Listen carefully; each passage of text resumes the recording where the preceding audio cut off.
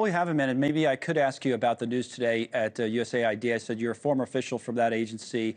Foreign aid was one of the first things this new administration went after, supposedly going to cut out like 90% of the foreign aid contracts that are dished out by USAID, but now giving the workers there, in some cases, like 15 minutes to get their desks cleared out. A lot of people being fired. Your thoughts on where you used to work? Well, it is a personal thing. I was very proud to work in the George W. Bush administration at USAID. I think we did a lot of good in the world. The President's Emergency Plan for AIDS Relief, or PEPFAR, which President Bush started, the malaria program, those things saved millions of lives over the last 20 years or so, and really made a huge difference, particularly in Africa, but also other places, and really engendered a lot of goodwill for the United States. And I think the American people should be proud of the foreign aid programs that they have had. They're not perfect. We have seen examples of some mistakes.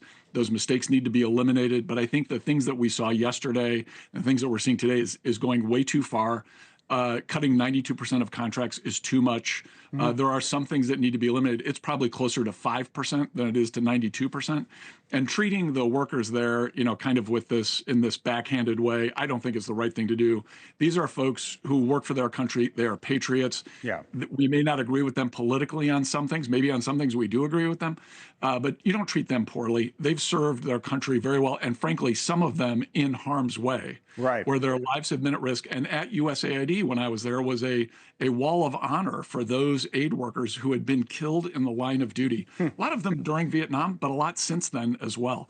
And so let's just remember, foreign aid's never been super popular, right? And understandably so. But that doesn't mean it's not an important thing that our government does, and it helps the U.S. be the leader in the world, which is beneficial to all Americans. I think that last point, by the way, is also not only a fair point, but an important one to make, that a lot of places where these people are working are not great places, and they do put their lives literally on the line in some cases, and the idea is to kind of further American interests by doing so, and they've been doing it for years and years. Thank you, sir.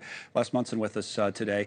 Thanks so much for watching. Just go to joinnn.com to find NewsNation on your television provider, and don't forget to click the red subscribe button below to get more of NewsNation's fact-driven, unbiased coverage.